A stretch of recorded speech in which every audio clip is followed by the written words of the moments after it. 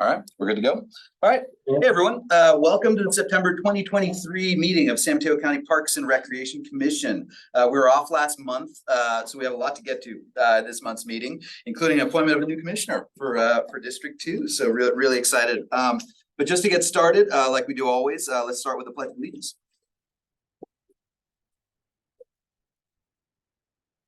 I pledge allegiance to the flag of the United States of America and to the republic for which it stands, one nation, under God, indivisible, with liberty and justice for all. Thank you.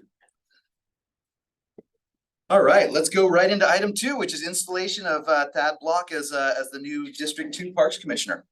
Okay, awesome. So before we start, I just realized I didn't introduce myself. Jorge, nice to meet you. Nice to meet you. And I feel like we've met before, but Craig Baumgartner from the County Council, Scott Lombardi. nice to meet you. And I don't think I'm part. Steve Kennedy. Nice to meet you. Okay, let's do this. How does it go? Okay, so please stand Okey-dokes. and you will repeat after me. Okey-dokes. Raise your right hand. I, Thaddeus Block, I, Thaddeus Block, do solemnly swear do solemnly swear that I will support and defend that I will support and defend the Constitution of the United States the Constitution of the United States and the Constitution of the State of California and the Constitution of the State of California against all enemies, foreign and domestic, against all enemies, foreign and domestic. and that I will bear true faith and allegiance And I will bear true faith and allegiance to the Constitution of the United States to the Constitution of the United States and the Constitution of the State of California. and the Constitution of the State of California. That I will take this, that I will take this obligation freely I will take this obligation freely without any mental reservation without any mental reservation or purpose of evasion. or purpose of evasion.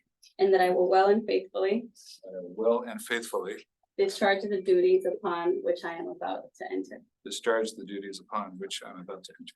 Congratulations. Thank you so much. I should have this memorized by now. Well, status exam as well. That's right. Well, congratulations. Thank you so much. Is it okay? I would love to take a picture with you all. Yeah, Yeah. Let's do it. definitely. Everybody's welcome in the picture, actually. Just saying. I will take the picture. Okay. Why don't you get in, Nick, and I'll take it. We all gather up Wait, around wait, the chair. Let's stay behind the This camera. way. This way? We can maybe stand in front of the people. Great, can I get one too on my phone? Of course. Have it unlocked currently. I guess we'll stand over there. We'll go in height order. I'm just kidding. Great. And You have to be Supervisor, I got a near- couple be when near you were your doing the supervisor. reading, so I'll text those to you. Okay, sounds good. Wait, let me- All right, I've got a couple cameras here, so I'm gonna start. What do you, 1, 2, 3. All right, 1, 2, 3. Oh yeah, good looking group. Fantastic, thank you. Thanks, Greg. I think I got those. Oh, that's yours, Nick. Sorry, thank you.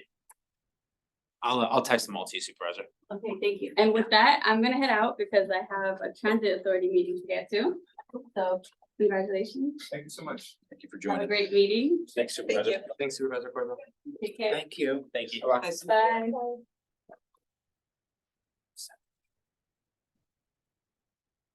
All right, well, congratulations. And now let's move to item 3, roll call. Hannah, could you please take roll? Commissioner Rodriguez, Present? Commissioner Manna is absent. Commissioner Block Present. and Chair Laguna, Present. and also Commissioner O'Kelly is currently absent. Okay, let's move on to item 4, public comment. So as always, this is an opportunity for individuals to address items that are not on the agenda. And Hannah, do you have any speaker notes? Yes, so for spoken comment, please complete a speaker slip on the table in the front of the room and hand to me if you'd like to speak to the commission and indicate which item you would like to speak on, or if it's under general public comment. And then you'll be called upon to speak during public comment. If you're participating on Zoom and would like to speak during public comment, please raise your hand. We'll do in-person comments first and then go to Zoom and then I'll call on you on Zoom if you have your hand raised and give you the ability to unmute your microphone, and public comment is customarily limited to 2 minutes. And with that, I have one speaker slip for general public comment and one hand raised on Zoom. First, I'll call on Steve Kennedy. Thank you, Hannah. I'm Steve Kennedy. I submitted a video production proposal on August the 25. At our next meeting, I hope it'll be on the agenda. We will have a 3-minute trailer to show you, a sizzler. We trust you'll enjoy it, and we'll be able to have a rational discussion. I have in this proposal carefully outlined the scientific principles of conservation mandated by the funding requirements under section 13103A, and look forward to discussing those with you. And we will uphold the principles of the commission in every line of dialogue in this video. Thank you.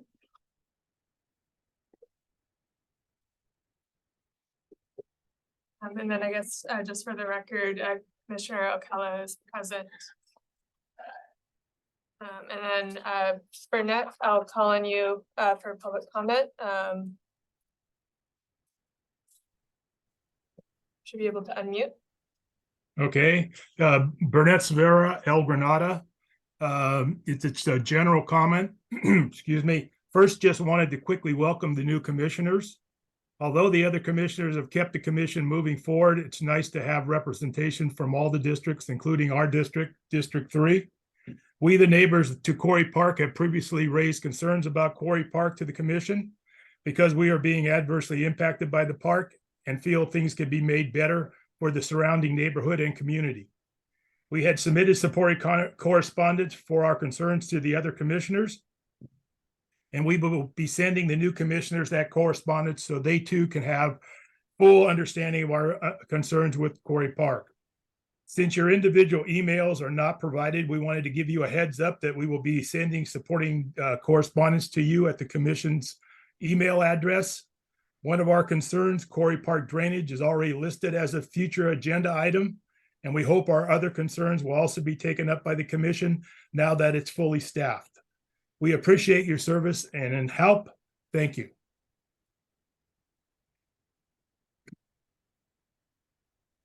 Thank you, Burnett. And I do just want to address one of the public comments made, Mr. Kennedy. So there is no current call for projects open for the Fish and Game Fund. We did award funds last September, and the department and the commission have been in conversation for some time regarding policies and procedures around those funds. So we are actually recommending that until such time as those procedures are in place and adopted by the commission, that we don't open any call for projects, and that once the commission has an opportunity to adopt those procedures, then applications will be received within the timeframe outlined in those procedures pursuant to a call for projects and the standards set for that. So that is something that the commission has expressed an interest in doing in the past. And it's something on our list of things we would certainly, especially now that there's a full commission, we would welcome the opportunity to have that discussion. Any other public comment, or was that? No, that's it for public comment. Great. Okay, let's move on to the next item, action to set the agenda. Would someone like to make a motion to set the agenda?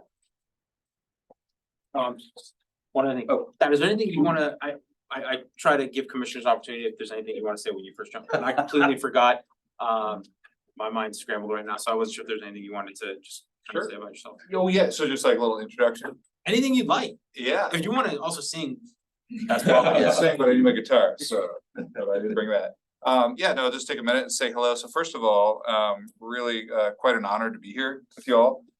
So I'm super pleased. And just a little bit of my history. I was on the Belmont Parks and Rec Commission for about 8 years. I had a fantastic time there. I love parks, I love trails, I love kids. I've got 3 kids. My wife and I live in Belmont.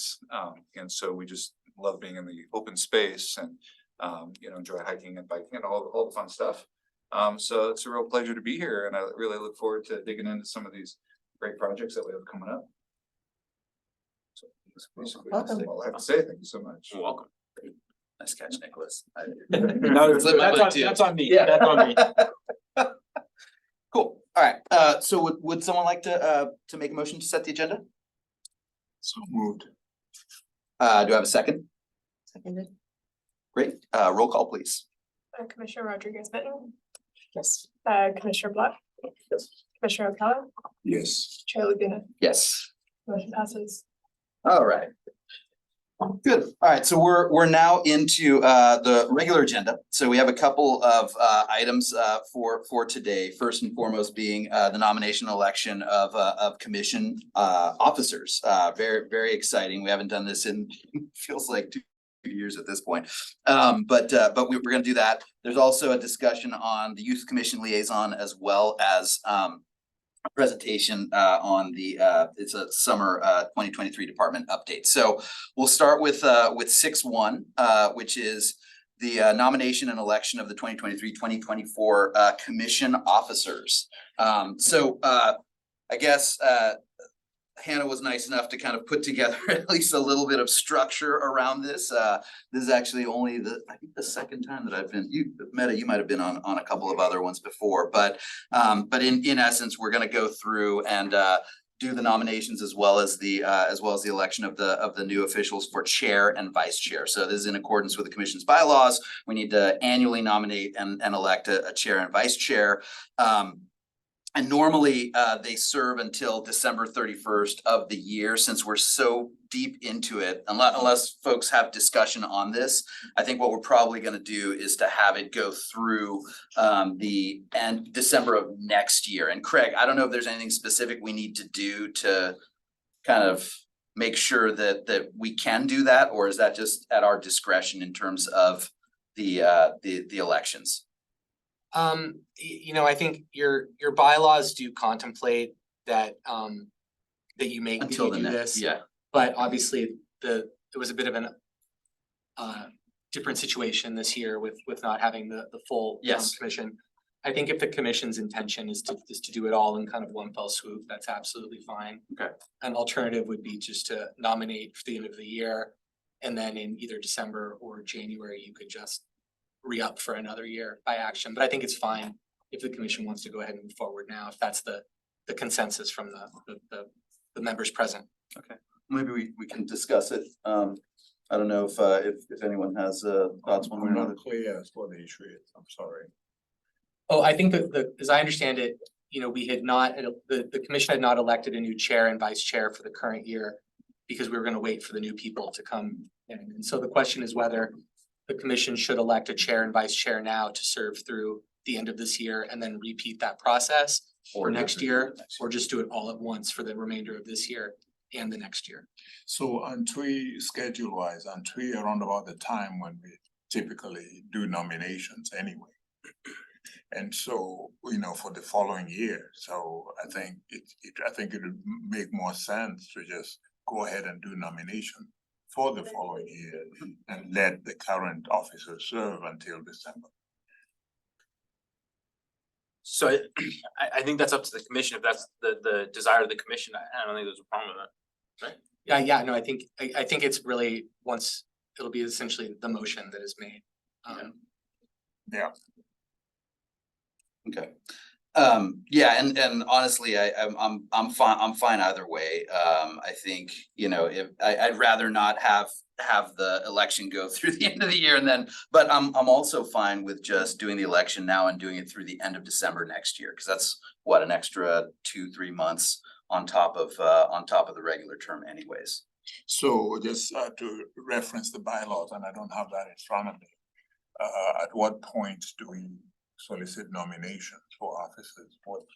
What point during the year? So historically, it's been October, but that's because the bylaws were never revised to reflect a monthly meeting schedule. So we'd meet in October, and then the next meeting would be December when it was bi-monthly. So so that was never updated pursuant to the bylaws. Therefore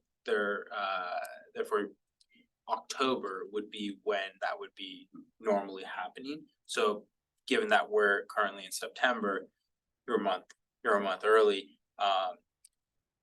And given that we kind of, I think, or you've been chair for a year and a half, 2 years, going for a while, going on 2, right? So I think Commissioner O'Connell, what you proposed of just taking action now to nominate the way I understood it, nominate new officers now. Yep. And they would serve for the remainder of 2023, and then No, that's not what I'm proposing.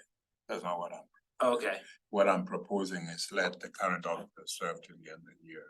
And just use the schedule that we have on the bylaws, So next, to nominate officers for the following, for the following year. it's certainly the desire that it's whatever the desire of the commission is. So I'd make a motion to that effect.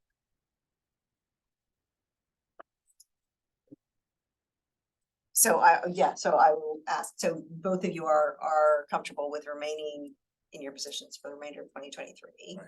And then in 2024, we would switch. I mean, I'm not sure I see the extra benefit. It doesn't matter to me, to be perfectly honest with you. I just don't see the extra benefit of, Well, I do, in that we are very new, Mhm. and so it would be awkward for me at least Yeah. to say, yeah, I'd like to be, right? Yeah, yeah. So this gives us the benefit Okay. of 3 more meetings. Just a little time. Right. Yeah, to kind of get a sense of, Okay, that's fair. what would make sense for the commission for That's next year, so. I see value in that. Okay.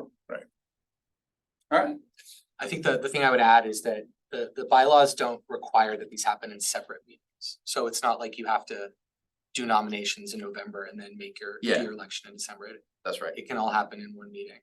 Oh, yeah. But it doesn't need to happen that way. Yeah. If the commission would prefer to sort of devise a process by which people who are interested in being in that position, but Yep. it's really up to you. And it would also be nice to, have all 5 of us Right. here to really complete that conversation, since we're missing one tonight. Right.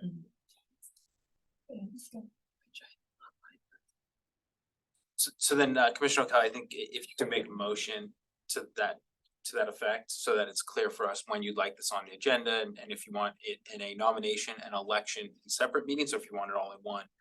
Just providing guidance to staff for future meetings. Yeah.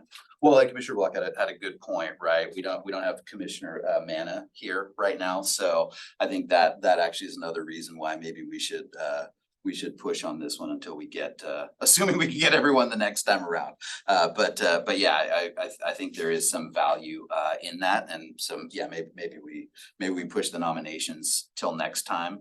And then it's seeing that we're not gonna be changing officers, till the end of the year anyways, right? Does everyone feel as though October accomplishes what you all are looking for? Are you interested in? I just want to make sure that we have proper guidance so that we're setting the agenda properly. Well, I mean, I think if typically it happens in October anyways, right? And then in December, the new officers are installed, like that's a month, and hopefully Commissioner Manna will be there and. The bylaws provide the election of the chair and vice chair shall occur either at the end of the December regular meeting agenda or the beginning of the February regular agenda. And that was. Oh, before we moved to okay, January. got it. So Okay. I think perhaps and I'm not trying to make a motion for you, but perhaps what the motion would be for the chair and vice chair to continue in their roles through the December meeting, at which time the commission will nominate and elect its new Okay. chair and vice chair. So the only thing I'd amend to it, so we'll do our nomination in October. Since we're meeting monthly. And so, for November, and then. I don't think it's been done in separate meetings. I think it happens all in one meeting. You So make if the you can nomination. do it in an all one meeting, in October, and they assume office in January. Then Friendly amendment, not that was a motion, but just a thought, I think for Commissioner Rodriguez Smith and myself, since we're new. For me, it would be helpful to observe at least, a couple meetings, just to see the whole process and get the lay of the land. So if it's acceptable to leave everybody in their current, installments, and then we do nominations, plus, elections on the December meeting. Yeah. Then I think that would be the most efficient in my view. yeah, I don't have a problem. Yeah. Would that work? Yeah.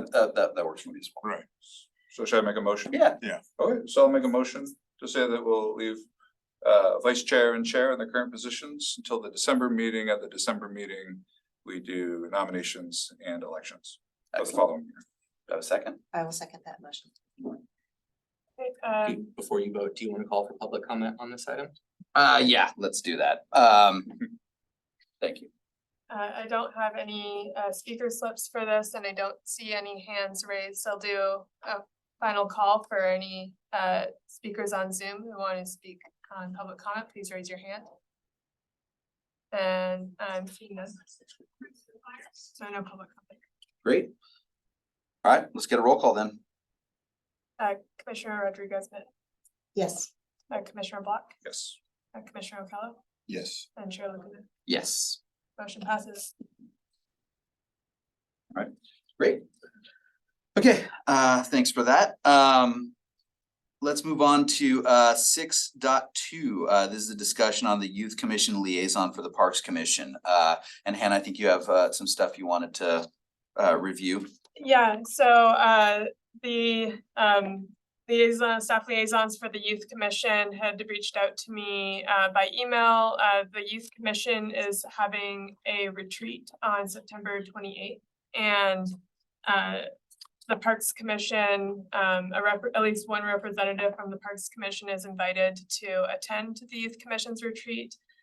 Different representatives from each of the county boards and commissions are invited to attend and provide a short presentation, 3 to 5 minutes or so on the Parks Commission or, each of their respective commissions to basically provide information to the youth commissioners about what other boards and commissions are working on. And so they're hoping to confirm whether or not a Parks Commissioner is able to attend to represent.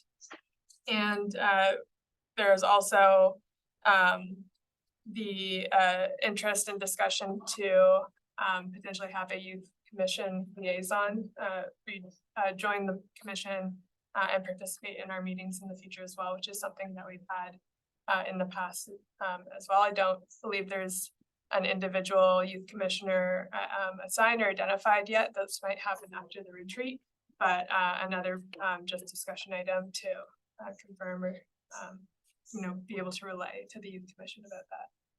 Great. So maybe let's open it up for discussion here. I mean, and I'll just kick it off in saying when I first joined, I think there was a youth commissioner for at least the first couple months, maybe a year. Yeah. But I would love to get another youth commissioner on the Parks Commission.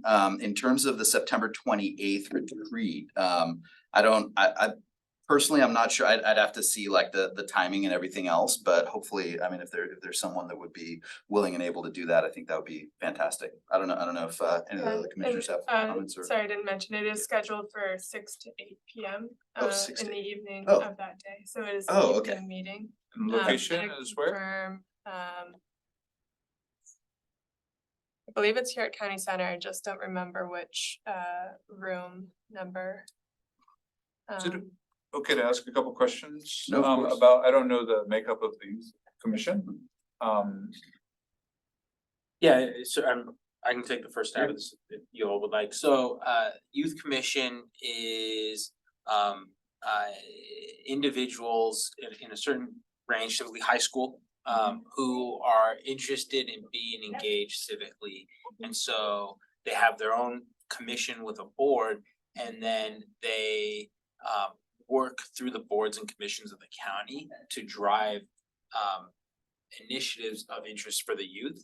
And so we have historically had, and there are representatives from various high schools throughout the county. There's no quota or cap or anything like that. So if you're interested, you can go through the application process. And phenomenal group of kids who it's just they put very impressive presentations together, very articulate. And so we have had various youth commission representatives in the past who provide a great perspective for this commission and for the department on, what are the interests of high school kids? What are they focused on? What are they worried about? What are the things they'd like to see us consider as policy, advisors and makers. Fantastic. Yeah, great And- perspective. Yeah, I love that. And just curious, how many, like for San Mateo County, how many approximately youth commissioners do we have? Not to put you on the spot, Nicholas, but I'm just curious, is it just a couple or are we talking like? I'm gonna just babble until I can pull up their website to see if I can figure out how many That's people. fine. Yeah, I'm how sorry. many- No, The website says 27 members. 27 members. It's a great question. It's 27. Yeah. 13, yeah, so they say it's between 13 and 21, but I myself in the years I've been here have not encountered anyone who's been past the high school age. Okay, gotcha. Yeah, well, that's a beautiful thing. And, you know, I mean, just to make a comment to my experience, from the Belmont Parks and Rec Commission, we've always generally had 2 youth commissioners on our commission, now that we have to mirror that. But their input was invaluable. It was amazing. You know, because that's a lot of the population that we're trying to serve is that age range. And, you know, oftentimes high schoolers are out and about. We don't get to really, you know, hear what they're thinking about. So it's a great place to, you know, encourage their voice. And I agree, we've had some incredibly articulate ones with some great ideas that really had huge benefit to our commission. So I mean, I think it's a wonderful thing if we could have one. I would agree with that and say I would love to be knowledgeable enough about this committee that I could make that presentation, but probably would not, you know, not be the best person to represent the commission at this point, but I would hope that we could get somebody to go. Through the chair, I think the last time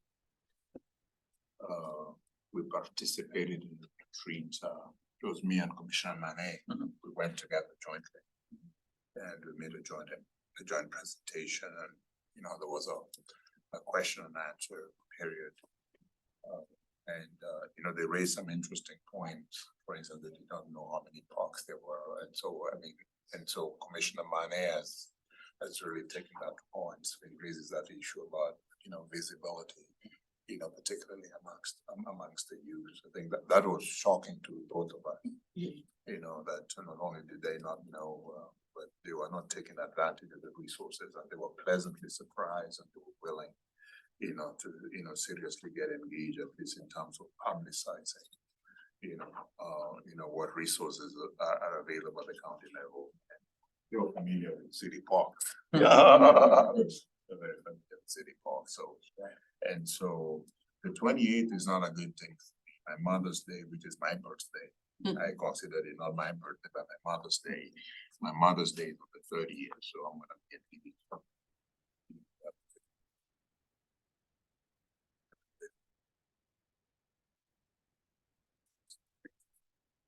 Okay, well, how about this? Also, now that I know that the Commissioner Manna has done this before, maybe, you know, he can do it, or maybe me and him can tag team it as well.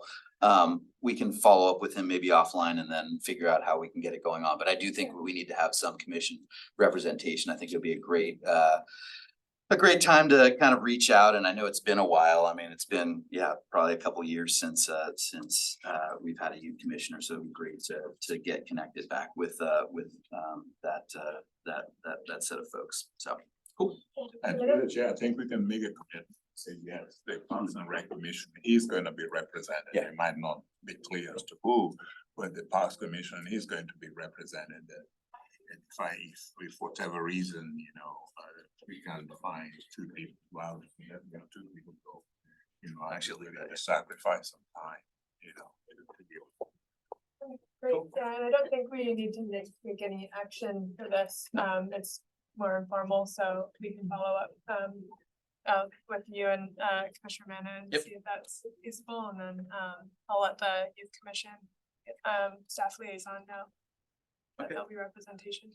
Great. Any more comments before we open it up for public comment? Sure, I will, I can endeavor to be there as a listener Mhm. and certainly to, you know, be supportive if you need a second. Cool.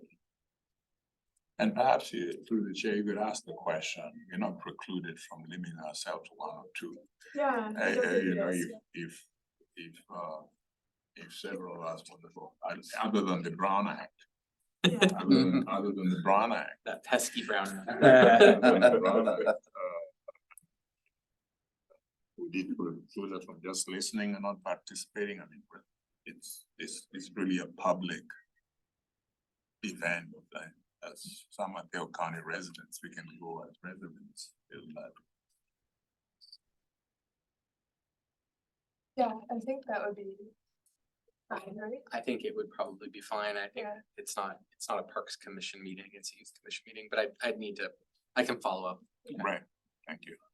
That's great. All right, let's open up for public comment.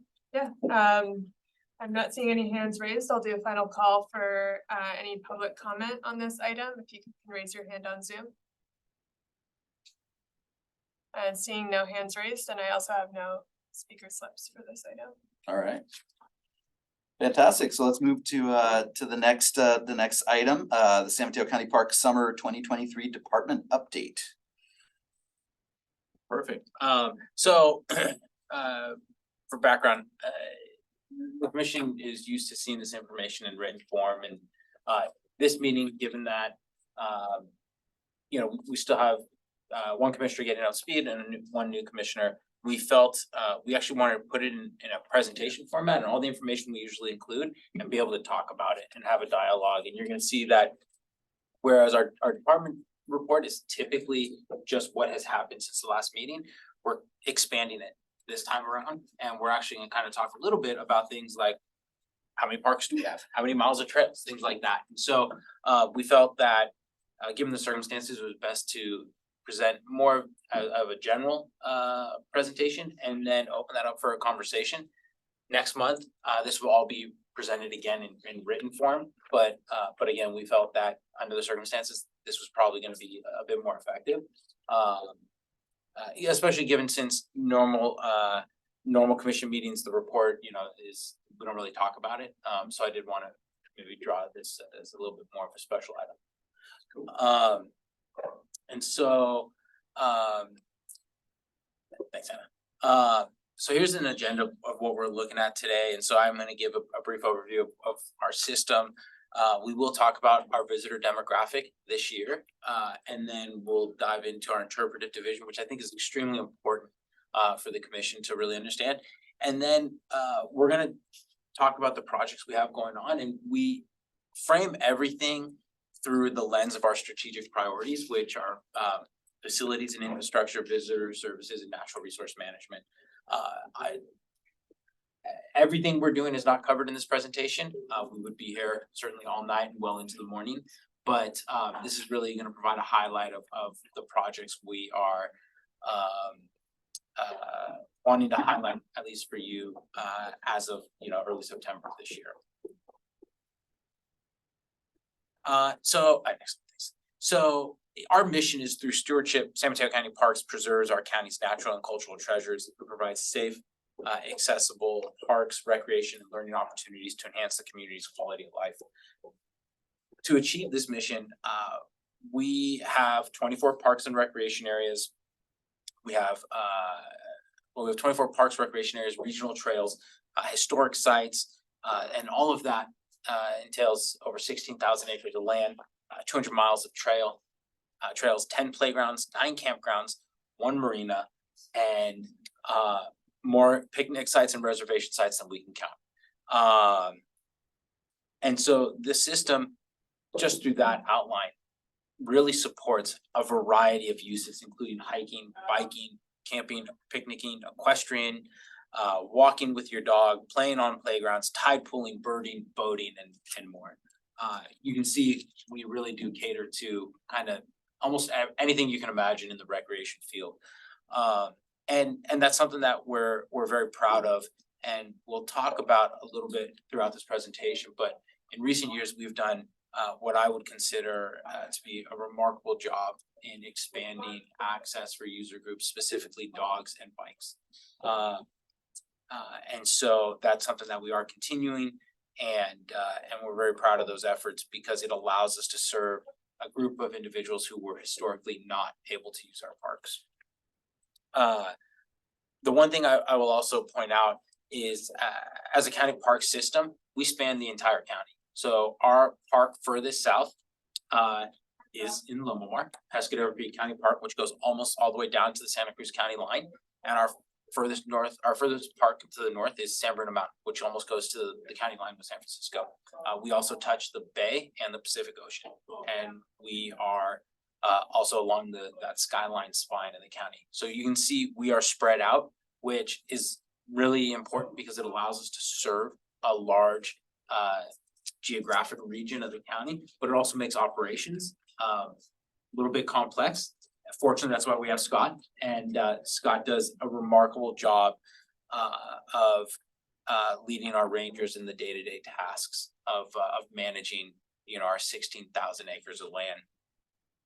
In total, the department has 78 full-time employees, and then that doesn't include our seasonal park aid count. While the commission will mainly hear from Scott, Hannah, and myself, a bulk of the department's workforce is out in the field and really in the office, and I always think it's appropriate and important to give them credit. I always say I get to be the one who sits here and talks with you and laughs and smiles, but it's our field staff who's out there when we get hit with winter storms or we get hit with wildfires or they're getting asked to respond to pandemics, and so they deserve a lot of that credit. And something that I think is even important to note is our park rangers have been recognized by the board and county executive as the September team of the month for the county. And I cannot think of a group of people that are more deserving. So that's kind of a brief overview of what we are as a system. One of the data points that I know our commission is very interested in is our visitor numbers. And so you can see through the first 6 months of this year, we are at about 983,000 visitors. While that seems like a really big number, it's actually down when compared to previous years where we're usually around 1.3 to 1.4 million visitors through the first 6 months of the year. The reason for this is when you look at our visitor numbers for January, February, and March, they are significantly down. And that's obviously because we were closed for a large portion of those months because of the winter storms received. Coyote Point was fully closed for about 6 weeks. We had closures down at Memorial. So across the board, we really took a hit on our visitor numbers. And we are optimistic that when we look back in December, that the second half of the year is going to be on track with previous years. But we are seeing a decrease for the first part. Hannah, next slide, please. So our interpretive program, our interpretive division, is another data point we've talked a lot about. Now, if you've participated in Take a Hike, Junior Ranger, movie night, any of those, that's our interpretive division, and it's Hannah, next slide. Sorry about that. And it's a 3-person team, and sometimes they'll have a seasonal, but it's a group of 3 individuals who really put remarkable programs together. And this team is the point for us on our equity initiatives as well. And so Catherine and Lauren and Tracy collaborate with our partner organizations, and they develop these programs, and they host them, and they make sure that the groups have the appropriate resources and necessary to thrive on this. So we are really proud of the work our interpretive division does, and the way they have really gotten into the community of North Fair Oaks to engage with community-based organizations, but also are now working to go up north, work closely with Puente down in Pescadero, and we are starting to form a relationship with the Police Activity League in San Mateo. So really trying to reach all aspects of the county. But what you can see here is July was a very busy month with a lot of time spent with the Big Lift program. If you're not familiar, Big Lift program is a county, it's really an initiative that was started by former supervisor Carol Groom. And the theory behind it is you learn to read up to 3rd grade, and then after 3rd grade, you read to learn, right? So prior to 3rd grade, you're learning those fundamentals so that you can then start reading information to retain and learn.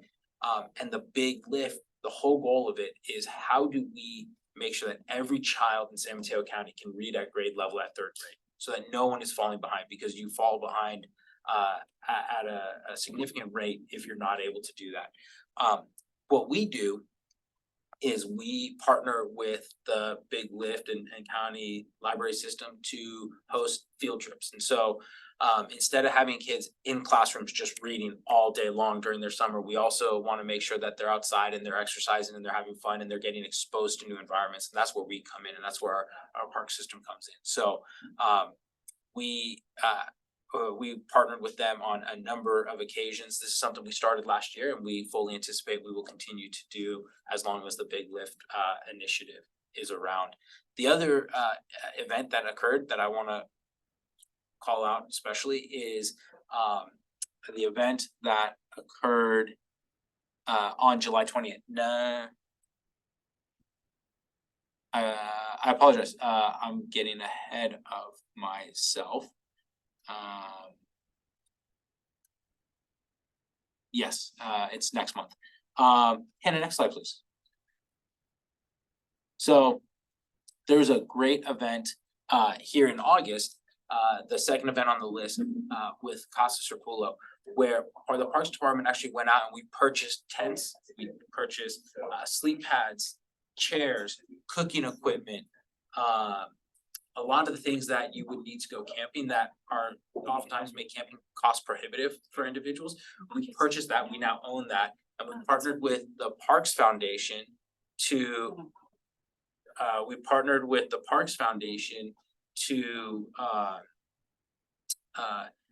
get a group of kids and parents from Casa Serpulo, North Fair Oaks to go down to Memorial Park. So we set aside what I think is probably one of the best campsites in the entire park, and they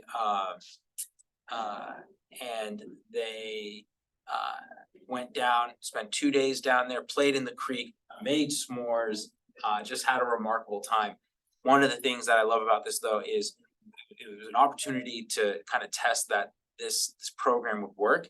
And so now we're going to be expanding it to other organizations. But the opportunity to get a group of kids into Memorial Park who have never had that opportunity, this is such a powerful thing. And it really goes to what we want to do as a department and as a mission of making sure that our parks are accessible. It's one of the I think it's really going to be one of the best things we've done. So really excited. So can I ask a quick question? Always. And so is this being contemplated as a year-round program or another summer program? So it would be a summer program because of the season in which Memorial Park is open. And it's a bit rough out there to take a group of individuals who aren't used to camping and put them out in Memorial in November. I'll let Irma speak to what the weather's like down there, but it's not welcoming. It's the same year round. Oh, come on. It gets cold down there, so yeah. So it is something that we want to focus on during camping season. Cause I work at a school actually. Mhm. A charter school in the Fair Oaks community. And they're planning to take their 6th and 7th and 8th graders on a camping trip. Mhm. In the next couple of weeks. And so I think, they would seriously benefit from this particular program. And we're talking about the same kids from the Fair Oaks Yeah. community that Yeah. have really not had a chance to go, to go camping, some of whom their parents don't even want to let them go, but I think that would be an extremely wonderful program, especially incorporate, how to put up a tent, about how to put up a tent. Really just some really basic life skills, outdoor life skills and so on and so forth. I gotta say, because this is why I think we're such an amazing department, because our interpretive division thought about that and actually scheduled Sports Basement to host a like intro to camping seminar for the people, for the kids and the families in person. So they learned prior to going down to Memorial Park, how do you pitch a tent? What, and all of that. And so it's just amazing, right? And so, I think, look, I was born and raised in this county. I fundamentally believe that every person in this county needs to experience the ocean and every person in this county needs to experience our red meats. And that's it. Fundamentally believe that, and we will work to do that every year. This program needs to be expanded, and we need to be able to work with partners, because the truth is we can't chaperone the groups, right? So it has to be through like a group like Casa Circula or the school. We can provide all the materials, we can provide the campsite, and we do that at no cost. But we can't provide the chaperones. And we provided a s'mores basket, and I think that's something we're gonna do for every group, because I love the idea that, you know, I think s'mores are, you know, you can't go camping without making s'mores. So so it was such a huge success. I could talk about this all night long and how thrilled I am, but this is something we haven't done in the past. We put it together, we tried it, and it was beyond successful. Yeah, I love it. One other question / comment, because I mean, there's a lot of energy on that one. It's beautiful.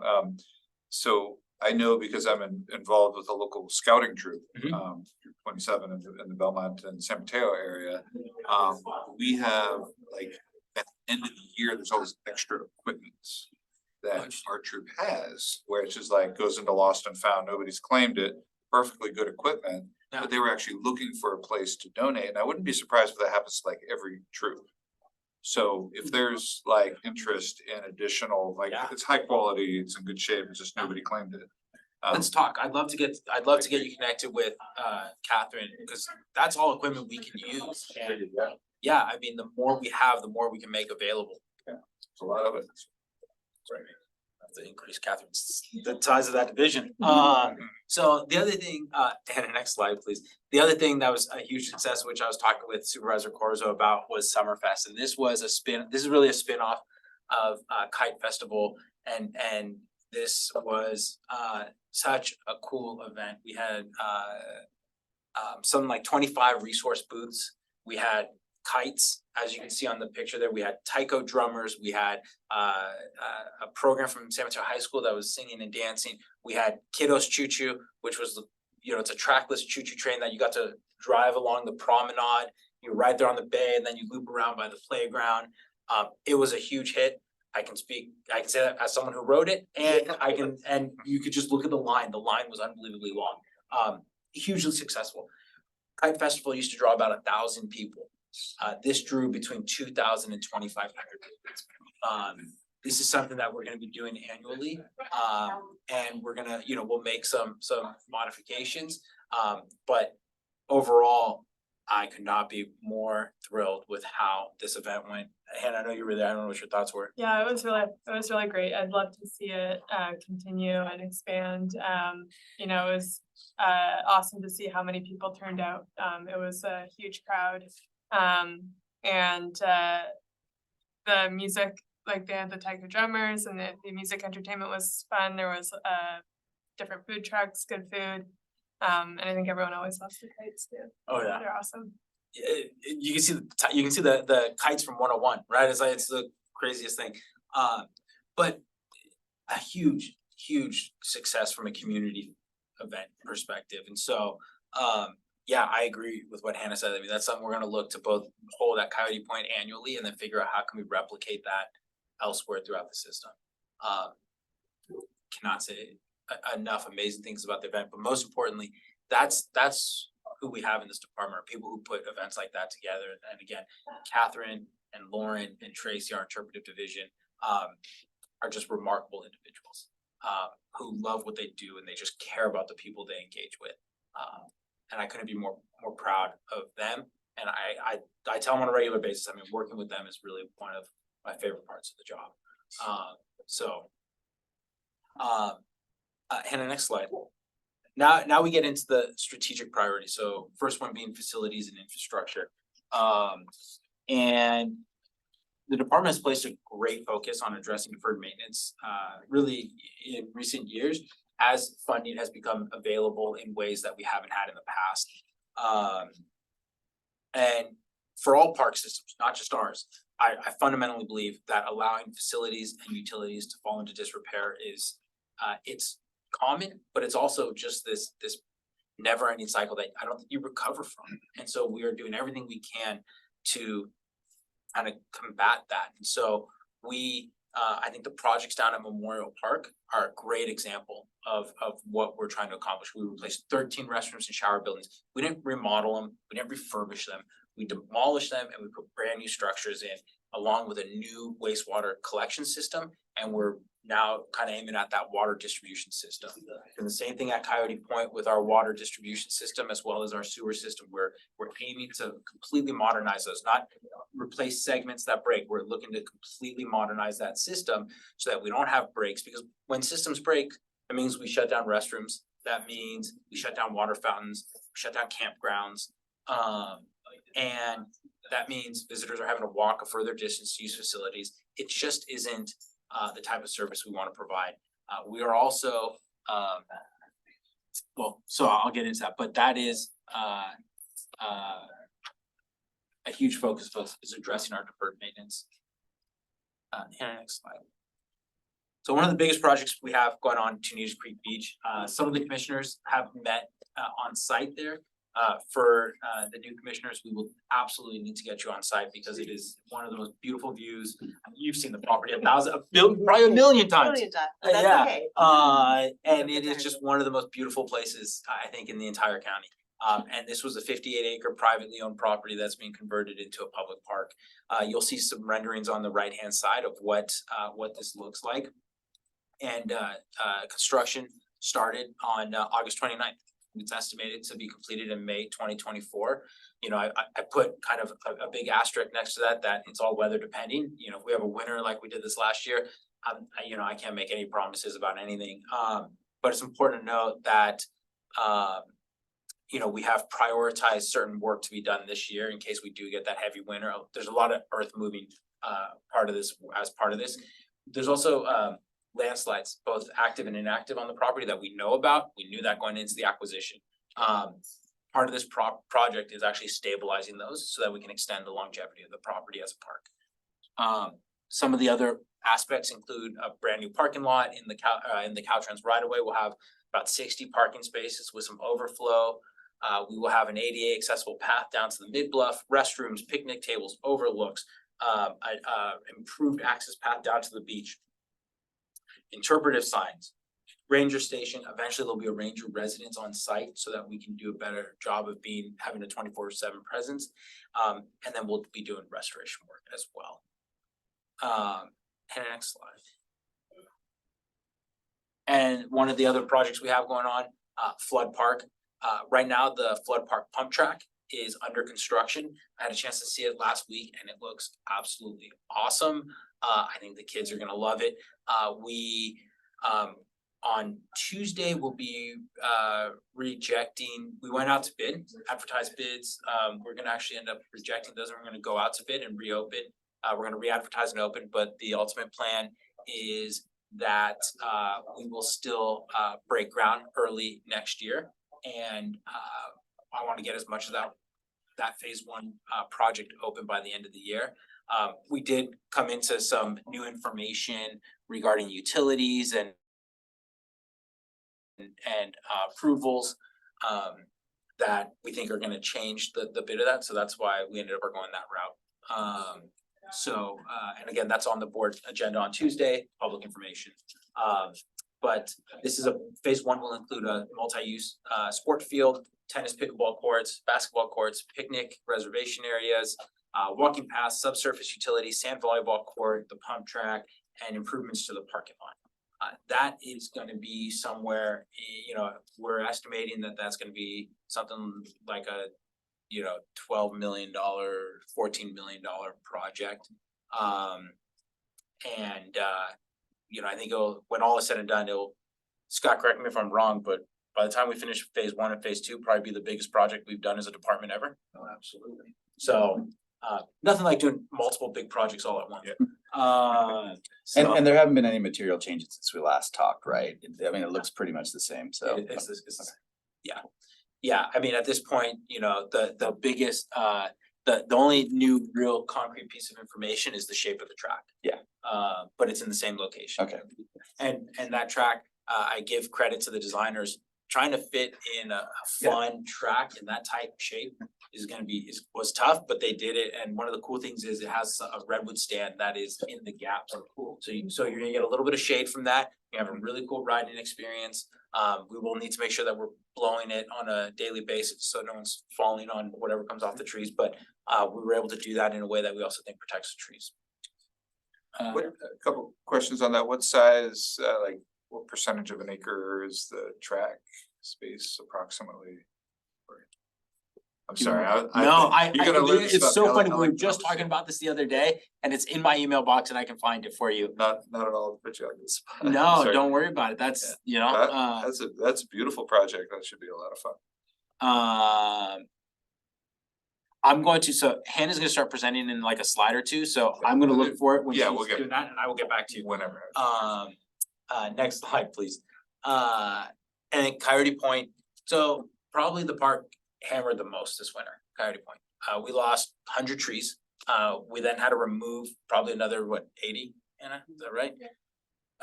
So we're down about 200 trees.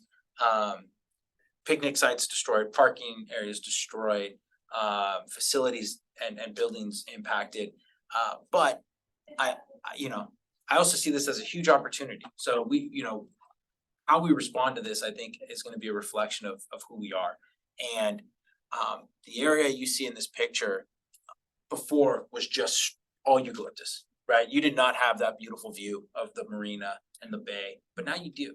And so how do we capitalize on that? And so we are going to be going out and hiring a landscape architect who's gonna help us plan what we're gonna, we don't have a name for it at this point, but for conversation purposes, call it zone 1. Is we're breaking the park into 3 to 4 segments, and we're gonna look at that first segment, which is the marina, the yacht club, the ranger station, the harbor view eucalyptus area, the parking lot, and then the area around Curiosity, right? So that's gonna be zone 1.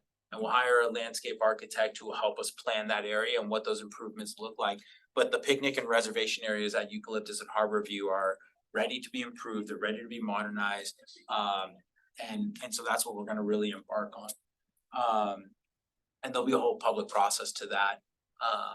But it gives us an opportunity to say, how do people wanna use Coyote Point and what do the facilities need to be to reflect that? One thing I will say is, Flood Park is an amazing project. But we're 9 years in the making and we just broke ground on the pump track, right? We haven't even broken ground on the main part of the project. I think we need to be more strategic about how we go about these projects. And to me, 9 years and nothing for it, we could look at that differently. We would have never known. I would not have the opportunity to do Flood Park. And so I by no means indicating that the way we went about it is not right. I think it was for that project. I think for Coyote Point, it's not. We need to break it into smaller, more sizable chunks.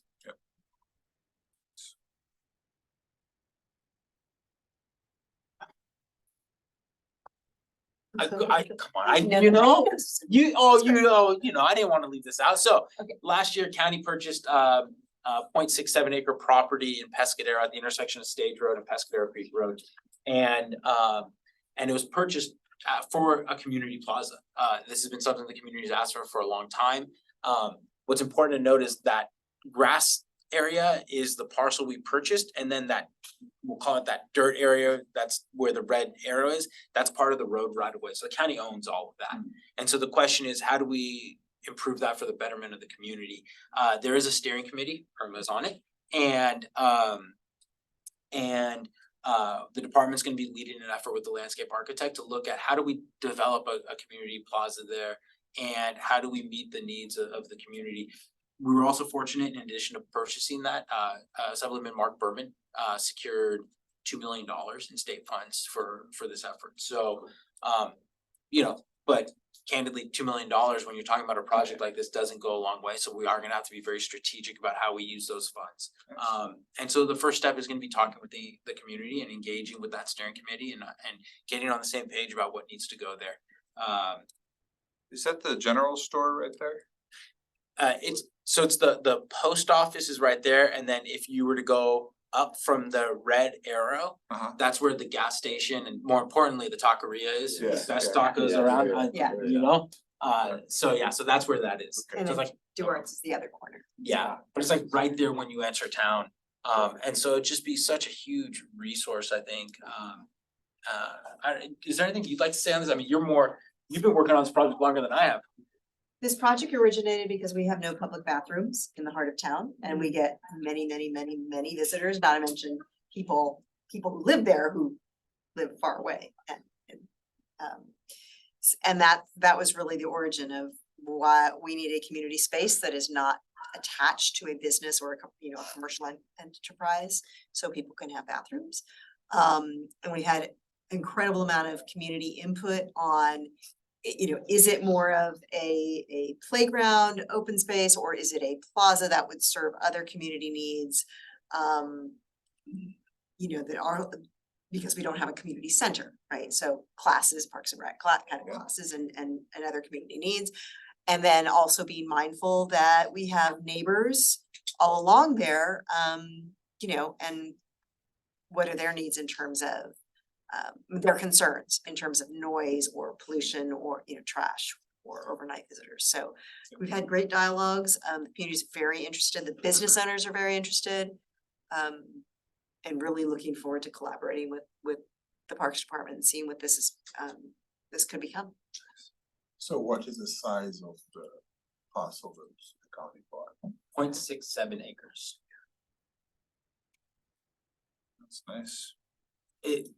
When you're on site, it's a good size.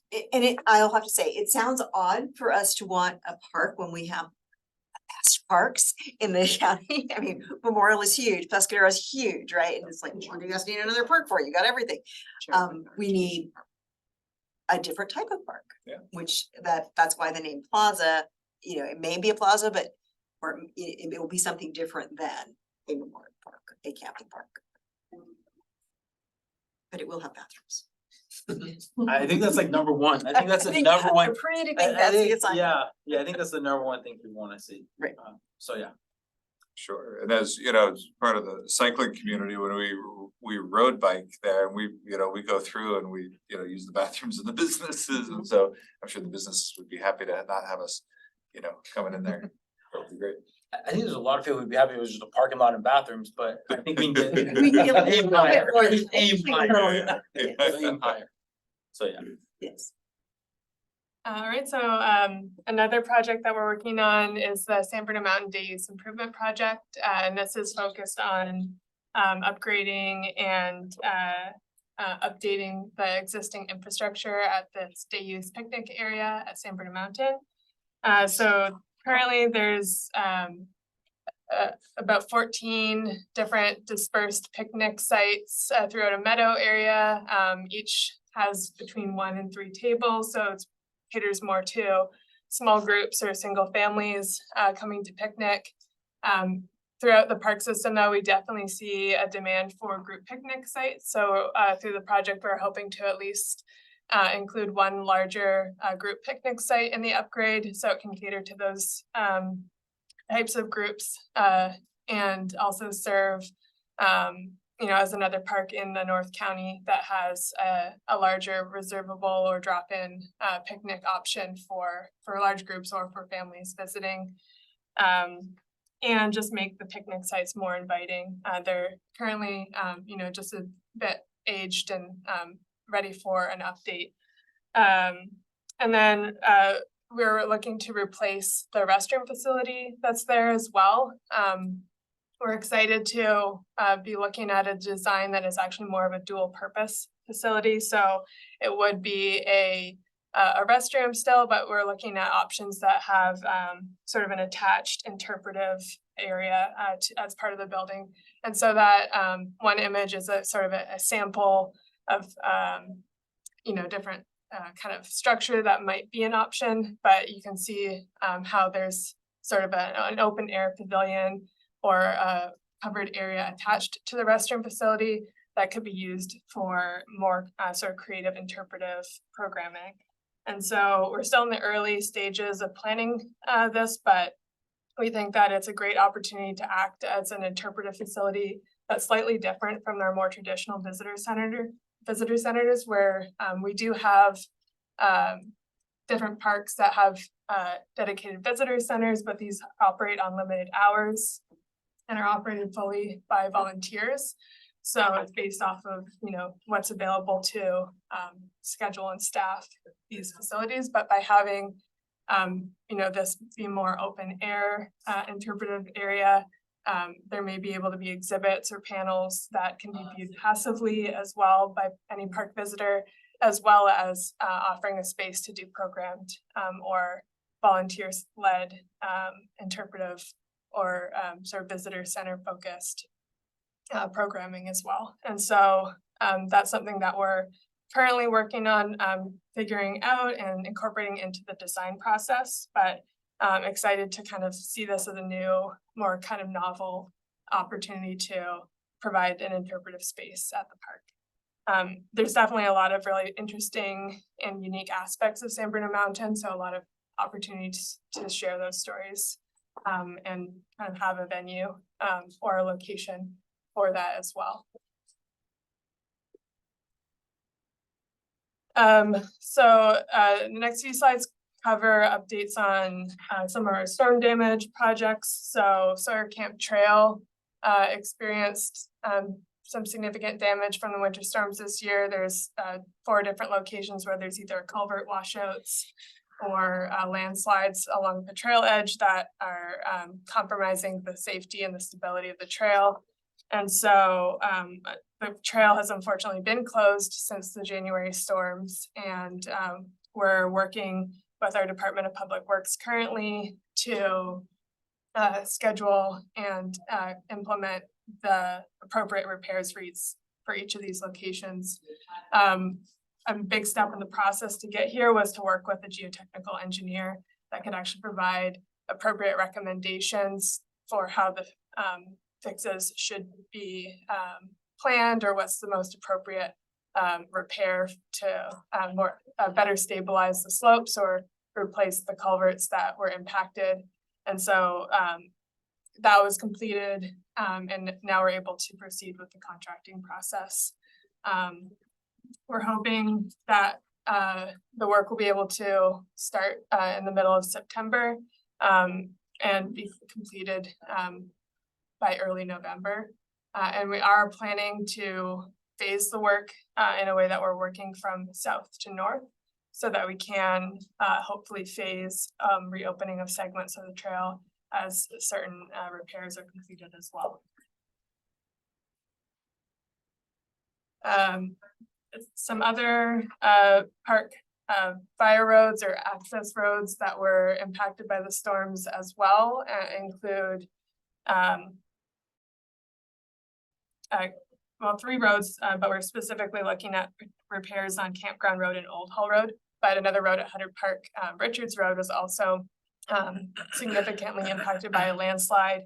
And so unfortunately, the repair for Richards Road is a lot more extensive and much less feasible at this point in time. So we're looking at options to repair the impacts on Old Hall Road and Campground Road to restore emergency access on these fire roads.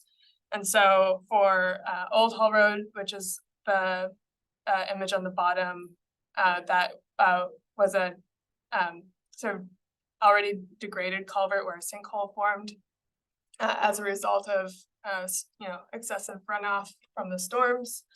Temporary access has been restored here, but we're looking at a long-term fix just to make sure that that washout doesn't reoccur. And then the top 2 photos are the Campground Road damage. So basically a large diameter culvert had a complete washout. That whole road prism at that location was essentially washed away down creek. And we are planning efforts to replace the culvert and establish that road prism. There's also a landslide slightly down road from that will also need to be cleared and the slope stabilized on that location as well. This will be a bit more extensive of a repair, so we're working on the design process this fall, and then we'd be able to implement the repair next summer. So it unfortunately will take a bit longer to do just because of how extensive that repair will need to be, and some of the more engineered design that needs to go into it. But the Old Hall Road repair should happen this fall to reestablish that access. Fitzgerald Marine Reserve, there's a bridge across San Vicente Creek that was damaged in January as well. A large tree, a section of a large limb off of a tree really fell onto the bridge, as you can see in the photo, and it's damaged beyond repair. And so we've been working through our Department of Public Works as well, and on the procurement process to get a new bridge. That's currently in the manufacturing process. They'll be shipping it to us in the next few weeks, and then we'll be able to reinstall and replace the bridge at this location. And the timing for this will depend a little bit on the shipping timeline. So when they're able to ship it, how long it'll take to actually deliver to site. The actual install and replacement should be fairly quick comparatively, but we're hoping that as well by end of October, early November, that this would be able to be replaced and functioning again. And so this is in addition to storm damage and separate, but we also do a lot of work every year on routine maintenance projects. And so we, while the storms did impact a number of trails and culverts and bridges, we also have a lot of locations throughout the park system where, again, sort of deferred maintenance and just long-term and longevity of a lot of our facilities requires routine maintenance and periodic replacement or repair of some of these facilities. And so when we talk about our routine maintenance activities, this includes culvert repairs, bridge repairs, a lot of road and trail work, vegetation management, and other minor repairs to facilities or infrastructure. It's not really meant for larger construction, but it's a way in which we implement a lot of our other smaller infrastructure improvement projects or facility improvement projects. So we this year have been focusing a lot on other culverts throughout the park system that have needed repair or maintenance. You can see a few photos where we have some pipes where the bottom of the pipe is corroded, and so it's not draining properly or it's at risk of further erosion. And then other culverts where, maybe the design or the, the way the trail has shifted over time, the culvert's not draining the water properly, like you can see in the bottom photo. And so those are some sites that we've included as routine maintenance projects. And so this is, there's been 16 additional culverts that we've been working on replacing this year, in addition to all of these other storm projects as well. So just something kind of to note about the types of other, kind of regular activities that our rangers are identifying and prioritizing to keep our facilities functional. Is there a normal percentage of like the budget that you guys hold back for this, or is it just year by year? You're like, oh my gosh, we've got like a big one. Let's, set aside X amount. Like, how do you guys? We typically allocate, a standard amount and try and work within that based off of, how much, routine maintenance work there is needed. We've had, because we've actually had, specific permits needed for a lot of these, and we recently got all of that finalized in like 2020. We've had a bit more of a like a higher list of projects because we were now like permitted to be able to do them. So these recent years, we've seen a higher amount of kind of catch up on doing some of these projects. So probably normalize, kind of paper off in future years where it's a lower number, but we typically, kind of allocate a standard allotment and try and work within that. If there's other priority projects that come up that are really necessary to do, then we, you know, try and work within the budget or, you know, otherwise allocate funding for that, but typically we're trying to work within, you know, a standard allotment. And then as a one-off, this upcoming year, so typically you've heard us talk about the park-wide paving program, which is a program we put together 5 years ago or so. And we usually put out about $1 million towards that, maybe it's anywhere between 700 and 1,000 and 1 million. For this upcoming, for the current fiscal year, I should say. We also put a pause on our park-wide paving and took the money that we would typically put towards that, and that is now being allocated for storm damage and things like our culverts. So this year, we are seeing an increase in what we're allocating for that, but that's not a sustainable ongoing issue, because we do need to be able to get back to addressing our deferred maintenance on our pavement. But we felt that given what we experienced this winter, that was an appropriate thing. Next fiscal year, we'll likely take what we've allocated, which I think is somewhere around $1 million, and we'll take, we're gonna take half of that and put that to finishing storm damage, and then we'll take half and start doing pavement again. Yeah, I think that you answered the next question I was gonna ask, which is, yeah, with this year and stuff that, you know, probably isn't routine. End up, having to be worked on. So, okay, that makes sense. Do you have a sense of the total that you've had to spend to date on doing repairs specifically due to the winter 23 storm damage? See, Rolando's head's been asking that question. I don't know. I can, I do have a bit of an accounting of that. I can see if I can pull that up, but it exceeds $1 million. Okay. Yeah, and it's a lot coming from a lot of different pots, especially the trees at Coyote Point is a big one, but also yours, I'm sure it does have, especially you have the CEO funding. Yeah, so I mean, we're you know, seeking FEMA funding for some of the storm damage, so that is accounted for separately from our own budget, but still costs that we're working to track. And you know, there's the culvert and bridge damages, and you know, kind of separate from that is the extensive hazard tree work that we've had to do. So there's a lot of different kind of aspects of how we've had to look at the storm damage funding and the types of like funding that we're allocating for that. Great time though to you know, I think Hannah's taking point on our storm damage repair and has been doing a phenomenal job. It is not an easy process, especially when you factor we are a government agency. Our county executive's office is a different aspect. FEMA is a whole different aspect. OES so she's been doing an amazing job, and Scott's been working with our field staff to make sure everything's getting done right and in a timely way, and that hasn't been easy either. And so both of them deserve just a large amount of credit for what we've been able to do in a very short period of time. Well done.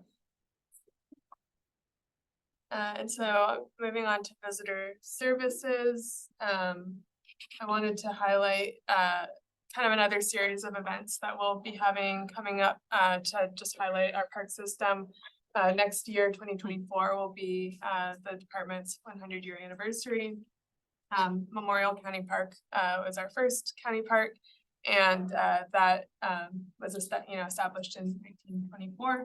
So we're celebrating that big milestone, but we also are planning a number of other events throughout the year to celebrate the park system as a whole.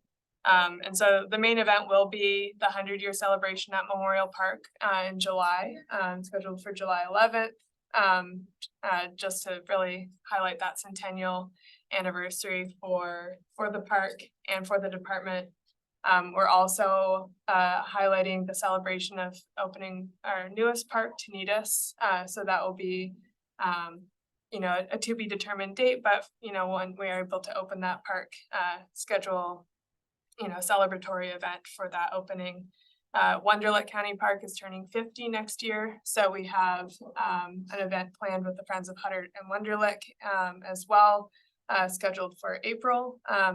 And we'll also be doing another Summerfest event for next summer as well. And part of all of these events, we'll be having some special panels and more kind of historic highlights of the department that we will be putting up and exhibiting at each of these events. So there is an opportunity to share a bit more about our department and our history as a department, and also highlight the centennial through some other avenues like print material and social media posts as well. So I'm looking forward to celebrating the big anniversary next year. Then turn it back for Nicholas briefly. And this is, you know, we spent a lot of time talking about this last meeting, so I don't wanna take too much time on that. But this is under visitor services for a reason, and it reflects kind of how we're trying to think about how we serve the public and how we open our minds to different uses. And that is what I think visitor services is being willing to serve the visitors that need a place to go and recreate. And so, you know, you've undoubtedly at this point noticed that there's a significant amount of overlap between visitor services and facilities and infrastructure and natural resource management. Right, they all blend, and you can really put them in any category, and oftentimes, but at the end of the day, you know, what it comes down to is us needing to manage our facilities to serve the public and make sure people have the experience they want. Part of that experience is enjoying the natural resources found in our parks. So, I wanted to include that in our visitor services segment, really just for that reason. Our interpretive strategic plan is something we brought to this commission for adoption, and or a recommendation to the board for adoption. We are now working on park specific interpretive plans, and we have the first 4 drafts are actually on my kitchen table right now, waiting for me to read. And so Catherine's been doing again a remarkable job on that. But really, what it comes down to is how do we take the message people want to, the information people want to learn about, the topics they want to know about when they come to our parks. How do we make programs that deliver that? And so each park being unique will have a different plan and will convey different information. And what we teach at Memorial will be different than what we teach at Chinitas, which will be different than what we teach at Crystal Springs Trail and so on. So, but each park will have a interpretive plan. So the first ones we're working out are on the coast, and then we'll start working our way out from there.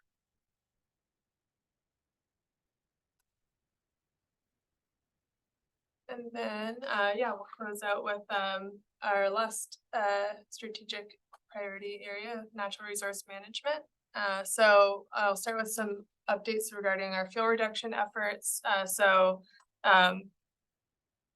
Quarry Park is a ongoing project area for fuel reduction. We're currently in year 3 of a grant funded project that's in partnership with the San Mateo Resource Conservation District. And so the work this year has been underway since the beginning of August. And this involves the creation and expansion of shaded fuel breaks within 100 feet of either side of various fire roads within the park interior. And also hazardous tree removals within 200 feet of those roadways as well. And so the work this year will really close out the remaining acreage of the project areas and complete the work under this grant program. This is funded by the State Coastal Conservancy and started initially in 2021. So it's been a 3-year-long grant project so far. And in total, once completed, it'll be about 100 acres of shaded fuel break that's been completed. And then on top of that, about an additional 50 acres where hazard tree removals have occurred.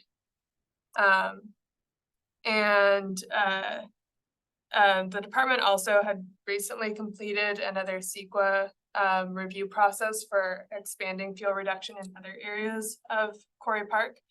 And so this was completed earlier in this year, and that's enabling us to kind of expand some of our fuel reduction efforts into other areas. The first area that we're looking at is Murata East, and creating a non-shaded fuel break and some of the other boundary areas on the sort of southern and western park boundary areas. This year we'll be looking mostly at work in Marauda East. And next year would be able to expand into some of those other park boundary areas. But it's important to note that the Marauda East area was also significantly damaged by or impacted by the storms in March, the wind events. And the photo that you can see on the top right shows that a lot of trees already came down as a result of that wind event. And so we'll be working both to remove and clean up the trees that have already fallen, but also addressing some of the other eucalyptus and non-native trees that are within this area as well, and creating like a full fuel break in this area. And so that is anticipated to begin this month and should take 6 to 8 weeks worth of work to do. And then we'll be able to continue the next phase next year. We also had a project at Pillar Point Bluff, conducting fuel reduction in the cypress grove that's at the top of the bluff. This was done in partnership with CAL FIRE. And it was about a 5-acre area, not the entire grove. So we'll likely do other future phases of work in this area in the future as well. But the photos you can see show, the difference between the before and after. There's a lot of dead cypress and other cypress trees that are in poor condition in this grove, and a lot of trees where we're doing limbing to basically remove the dead branches at the lower portions of the trees, but keep the live canopy. And then removing other dead or kind of built up woody vegetation in the understory as well. And so that's just an example of kind of how it looks after the fact and more open and cleared out. We're currently planning implementation of a shaded fuel break project in Memorial County Park along Pescadero Creek Road and Were Road. This is scheduled to start on September 18th. And it's also focusing on primarily understory thinning and smaller diameter tree removals within 100 feet of either side of these roadways as well. Yeah. So I think you used the term shaded fuel break. Yeah.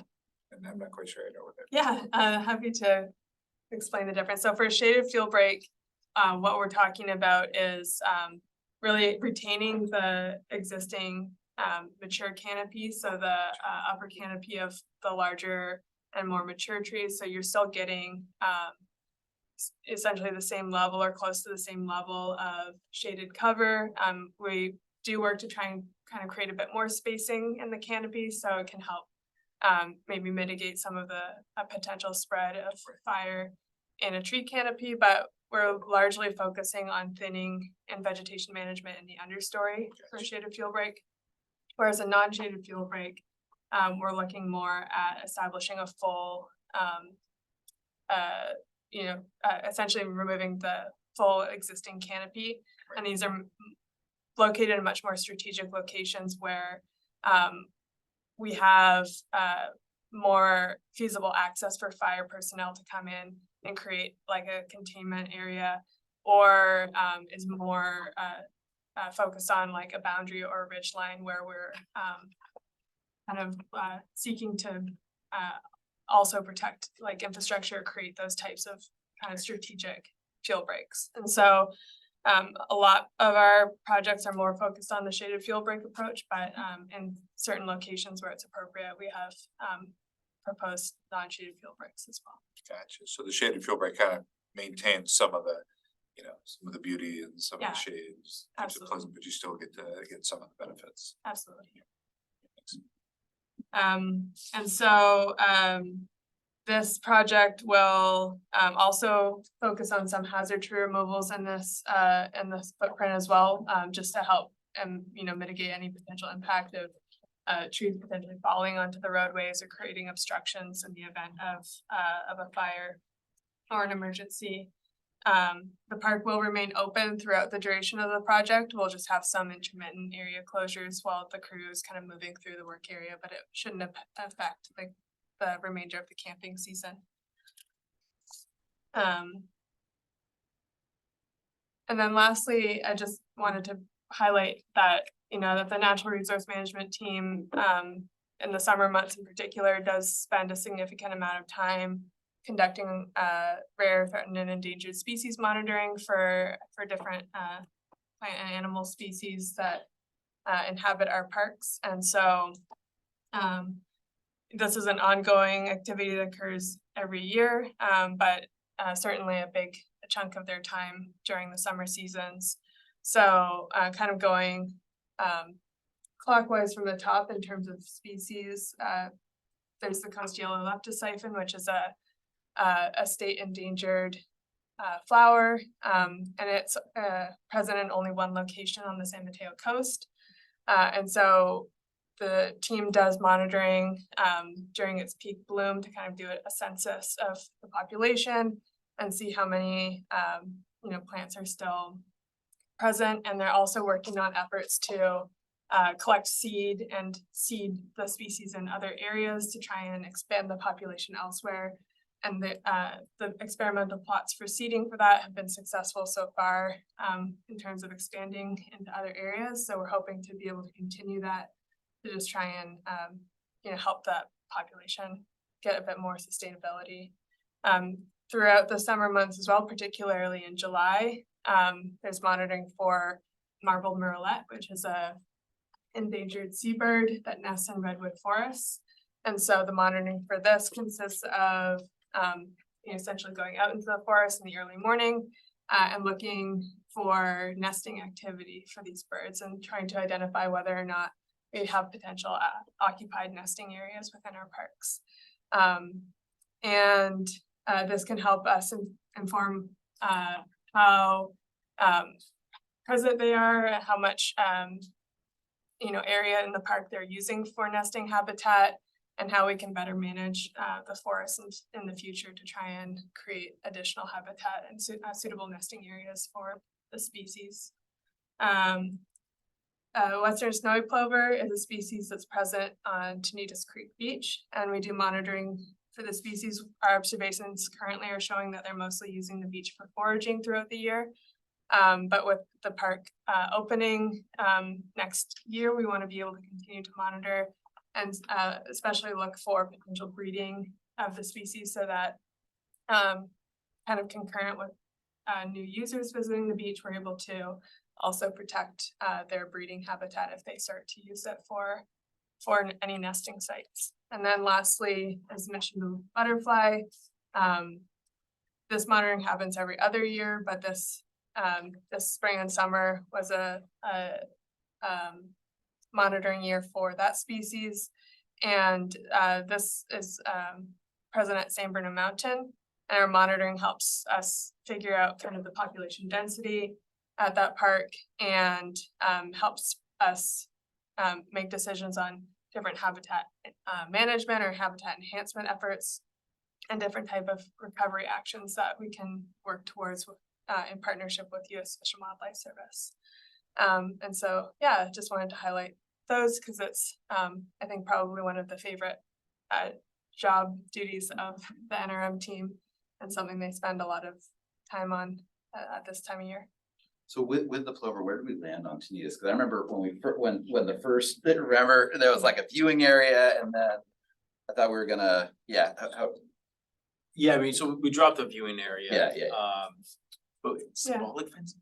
Yeah, we have, there's essentially kind of a core area where we see them most often on the beach, and where, according to sort of their like breeding habitat needs is the best habitat. And so we have like a symbolic fencing that surrounds that area to kind of keep people from walking through that area, and there's signage to kind of educate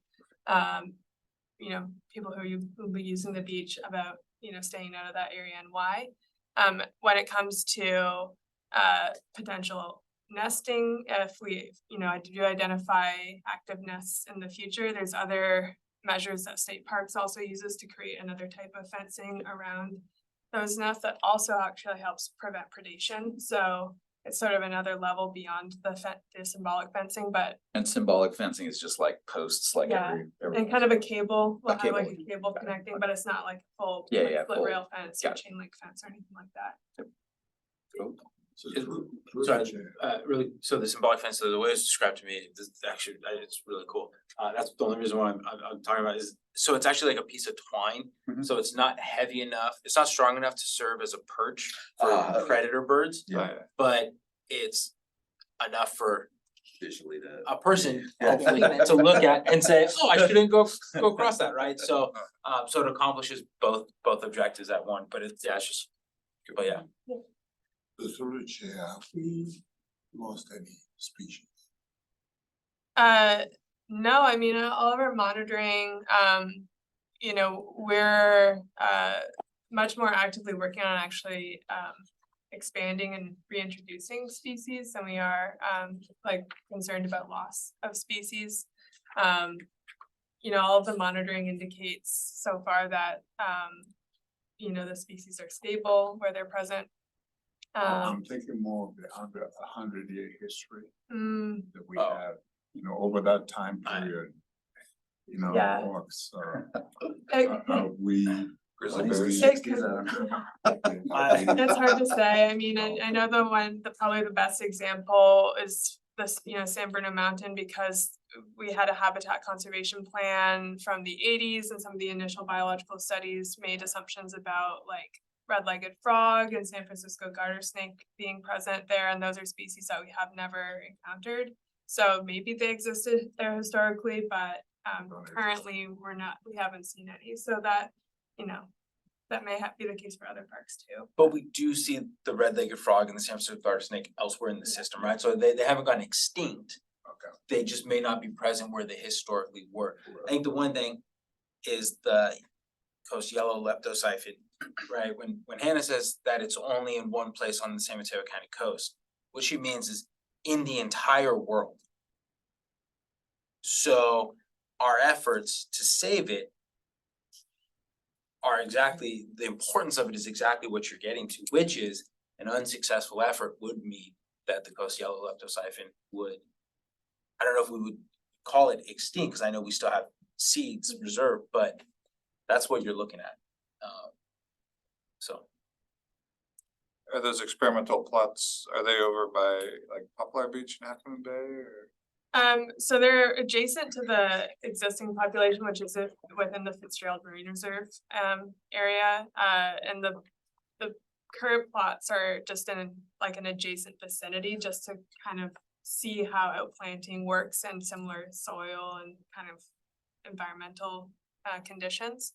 But we're hoping to find some other suitable sites in other parks, likely Pillar Point Bluff is the first option because of its kind of similar vegetation and topography. But yeah, we'll be looking to find other options to expand the population, so we just have a bit more diversity in where it's spread. So Nice. Is there an issue with the flip side with like invasive species issues and efforts on that too? yeah, it could go into a whole other. Well, we're not- Yeah, that's another major effort and initiative that the Natural Resource Management team carries out year round is different habitat restoration and invasive species management projects. So yeah, I didn't highlight any of those specifically, but yeah, it's an ongoing effort throughout the system to keep control of invasive plants and for native habitat.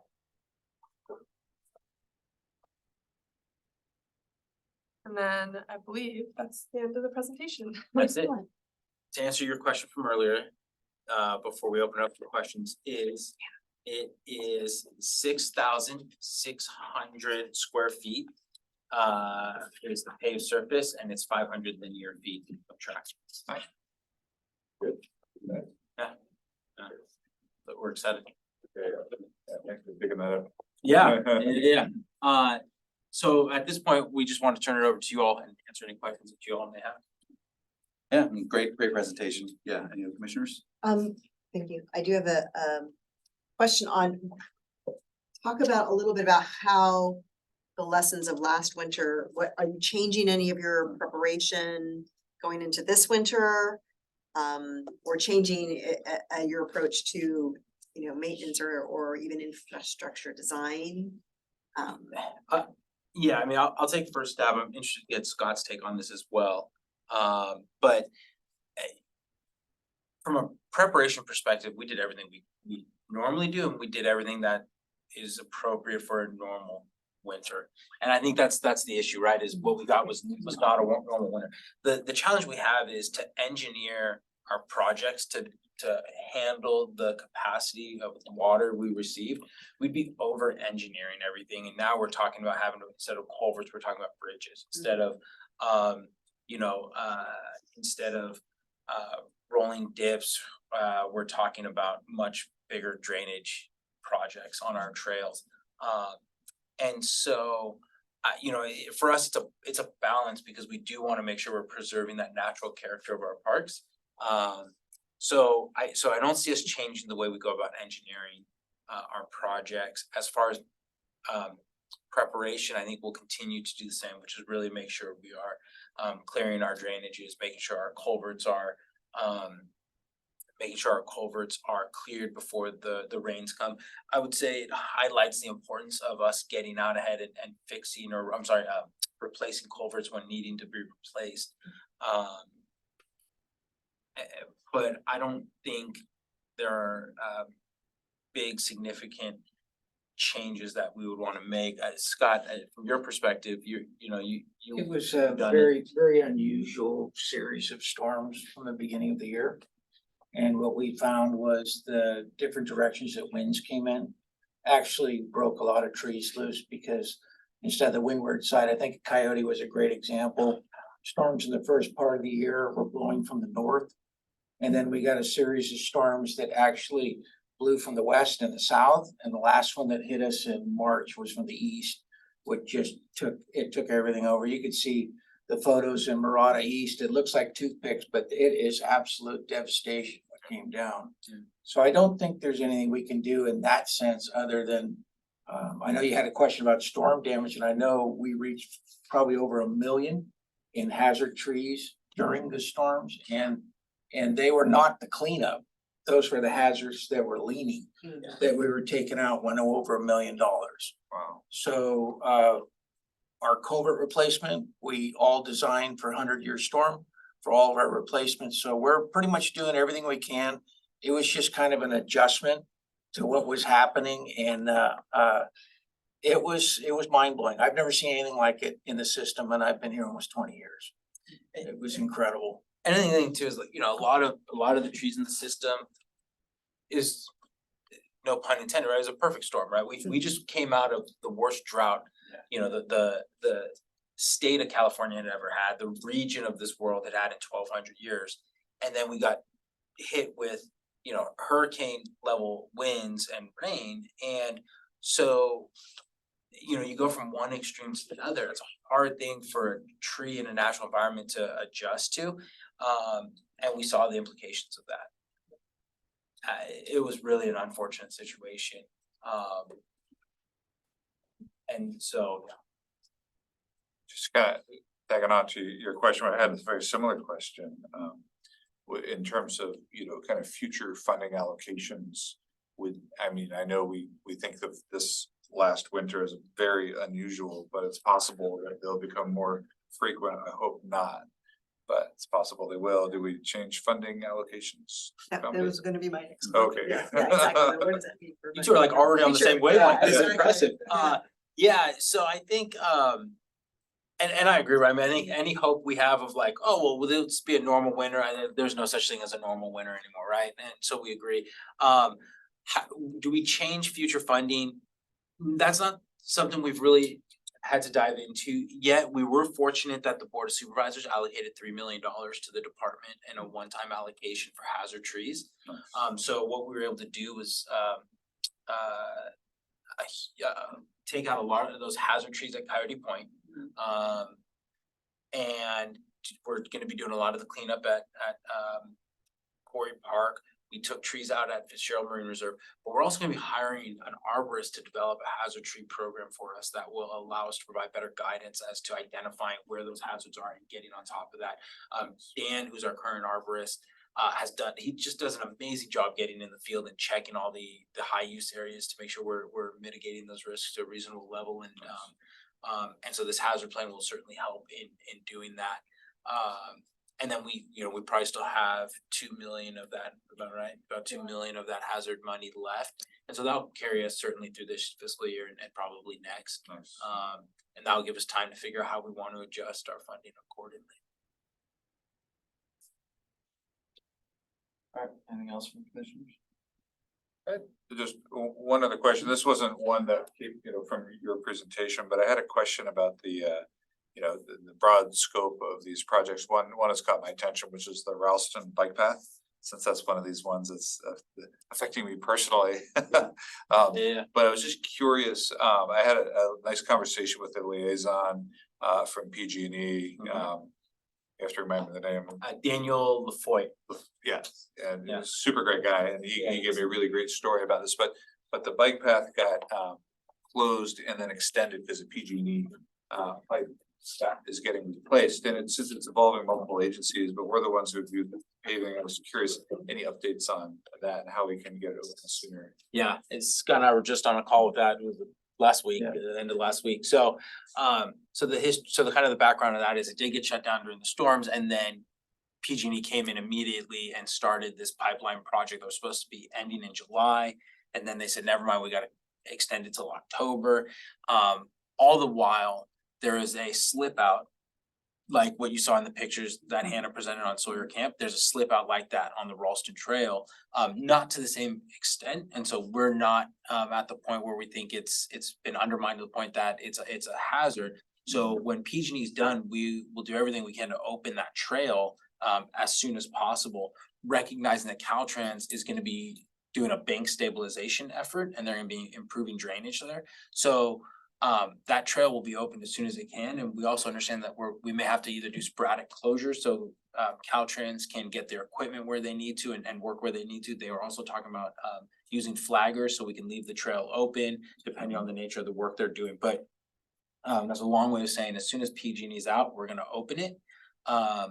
And then we recognize that we may need to do periodic closures so Caltrans can finish their work on the bank stabilization. One thing I thought of after we spoke and is that PG&E, in order to do their project, they brought in, if you've driven past it, it's this huge metal bridge. And I don't know what that's done to our trail. And so that makes me nervous because we haven't gotten on site yet to inspect this, but seeing the equipment they're using, I don't think it's beyond the realm of possibility that they've damaged the tread of the trail. That would require some patching from their end because they're obligated to fix that. So we won't know until they remove that bridge, but that could also be something that shortly impacts. They might have to keep their security deposit. It's gonna be a lot more than that, but yeah, that's right. So that's the status of Ralston. So thanks, I appreciate that. Of course. Great. All right, for the sake of time, maybe let's just open it up for public comment. Yeah, I have one speaker slip, and I'll do a call for any speakers on Zoom who'd like to provide comment. Please raise your hand, but we'll start with Lynn Esselstein. Hi, I will do this as quickly as I can because I only have 2 minutes. And there was a lot of information, and I just want to say how fabulous it was to sit here in person, meet all of you, and hear this terrific report about everything that's been going on in the county that the Parks Department is doing. And I want to express particular gratitude to the Rangers at Coyote Point, who have been absolutely great partners on a regular basis and truly heroic over the past storm damage. This last winter was very tough for everybody out on Coyote Point. We were closed for 3 months and on generator power until June, when finally you mentioned PG&E, and I feel like that was a nemesis of all of us. And I feel that we should maybe add that to the list of conversations around infrastructure, especially for a highly tenanted park like Coyote Point area is, because I know we weren't the only ones that had our operations impacted. And for a small organization like ours, it amounted to about $1 million in losses. So we need to be very mindful of the plans that the Parks Department has and how that could impact us. But in the spirits of doing things together, I also want to mention that we have a conservation department that is very interested in collaborating with the Parks Department, talking about things like a canopy management plan. When I look at the devastation, we are happy for the sunshine and the views, but we know that we lost a lot of carbon capture out there, and we don't want to live on a desert island. I don't think that's the idea for the park either. And so I offer this really in the spirit of being good neighbors, that we would love to be able to work with you about that, and potentially on other interpretive programs that the park has. We're also very interested in your zoning of the strategic plan for landscaping. Again, that's an area that we would be happy to collaborate on and devote some of our expertise to providing information and input as you go forward. And I guess my last thing is to say it has been a great summer, so I would just want to celebrate that. There's been a lot of people coming out to the Coyote Point Museum. I invite everybody here to come visit us. We have new building out there. We are in the process of designing our otter pond. So that is a project that will be taken on for next year, and I'd be happy to give everybody a tour. And I think I probably have other things I'm going to say, but I'm probably over my time. So I just want to say that I'm looking forward to spending more meetings with you all and staying up to date on commission business. Great. All right, and then we have the one speaker online, Fran Pollard. Fran, you should be able to unmute. Hello, everybody. Yeah. Can you hear me? Yes, we can. Okay. Excuse me. Yeah, I just want to, that was a fabulous presentation. I can see you guys have your hands full. It was a horrible winter and a lot of work to be done. And I want to thank you too for the fuel reduction around the border that we've been asking for the last couple of years now. And it was done all around the border that adjoins the community. So I think all my neighbors are happy.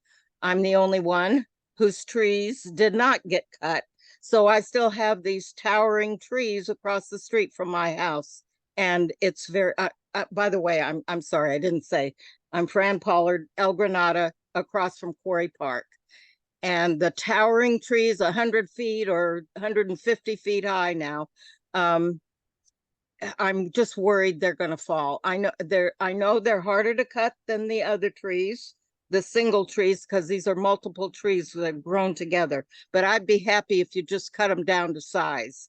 Just cut them down. I've been requesting that for years now, and I don't see why you care whether it's going to ruin the trees or anything. You're getting rid of all the eucalyptus. So let's try it. At least I won't have to worry about it falling on my house. And so that's all I guess I want to say. But thank you for cutting for all the rest of the work that was done and all the work you are continuing to do. And can I make a point of order right now? Just real quick. I didn't get on this meeting until 20 minutes after it started, because there was, I don't know if anybody else brought this up, and there may be people wanted to come attend but couldn't because there's no Zoom access on the agenda. And I didn't even realize that until it was time to get on, and I noticed there was no way to get on.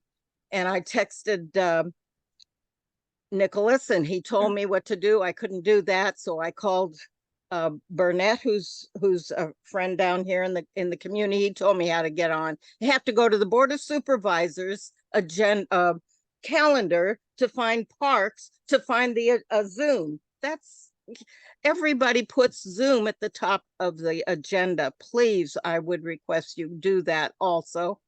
And also, when we go to the website, there's no heading for meetings and agenda on the website. So again, you've got to go to the Board of Supervisors to find a way to get to parks. I think that's a simple thing to request. Please do that. Thank you for- Thank you. And Thank just you. for the record, on the agenda, under Yeah. public participation, it says September 7th, 2023 Parks Commission meeting may be accessed through Zoom online and then it has a link. That's right. So it does have a link along with a webinar ID. Excellent. All right, any other public comment? No. Okay. All right, let's go to item 7. Looks like we're hitting up on 6 o'clock here. Subcommittee updates. So this is for the new commissioners where the subcommittees normally provide updates. I think one of the, and maybe we'll talk about it in the next agenda item, but we probably should think about realigning or resetting some of these subcommittees now that we've got 2 brand new commissioners. And once we get Commissioner Manna back on, maybe we'll set aside some time either next time or before the end of the year to start to reset those. But I don't think there were any subcommittee updates that we were planning on going through. Okay, so that's item 7. Maybe we'll open it up for public comment. Yeah, I have no speaker slips for subcommittee updates, and I'll do a call right now for any public comment on Zoom for subcommittee updates. Seeing no hands raised, so no public comment. Great. Okay, let's move to item 8, items for a future agenda. So for the new commissioners, we've started recently putting a bunch of the different items that have come up for future agendas. But this is obviously the opportunity for the commissioners to kind of put up anything that they feel might be good for a future agenda. We'll also open it up for public comment and see if there's other folks that have some ideas as well. But this is where we kind of keep the items that we want to follow up on over the next couple months, and we start to slot from this list. And then obviously we talked about the election, right? So that's one that's obviously going to be coming up for a future agenda. I don't remember if there were any that we were planning, because I know there's a couple of at the start of the year, whether it be for like the budget stuff or whatever. Were there any that were slated for the next meeting or before the end of the year?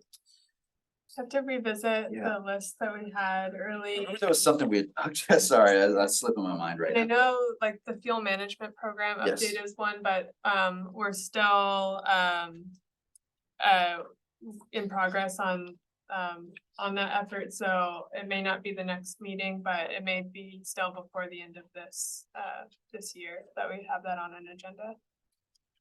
And I think it's important, sorry, just really quickly. So yeah, that's an update to our existing wildfire fuel management program. So even though the update it's been delayed and largely because the amount of projects we kind of discussed today, we still have a program in place. Yeah. So we still have this guide. And again, we've done more fuel reduction in recent years than ever before. I think, over the last 4 years, we're looking at like 1,200, 1,300 acres of fuel reduction. So, yeah, we've been cruising on that. Busy, Yeah. No, and it's good to get periodic updates. Obviously with the storms and everything else, everyone's mind was elsewhere, but yeah, we should definitely get another update, and we can either do it as part of the subcommittee or however we want to do it soon.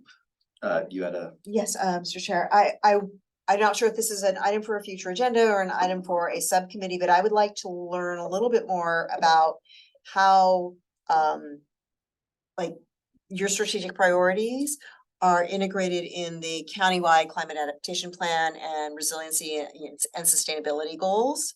And how the countywide goals inform what we're doing, especially in terms of not only climate resilience, but in future infrastructure, the choices you're making with materials and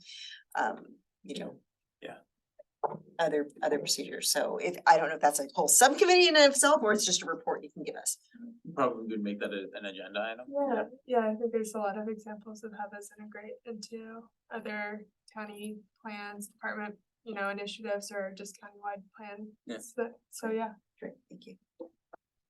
That's great. And I had one, which is just a thing I've thought about a lot from just past, Parks and Rec time, which is, with our kind of vision of kind of equity and inclusion, which is kind of an overall umbrella thing that we always want to filter our thoughts through, thinking about, outreach and just trying to figure out how do we find out if we're missing anybody, right? We want to reach as many people as we can. And sometimes we feel satisfied because people are coming to parks and they seem happy, but are there pockets that we're missing? And how do we even begin to, address that?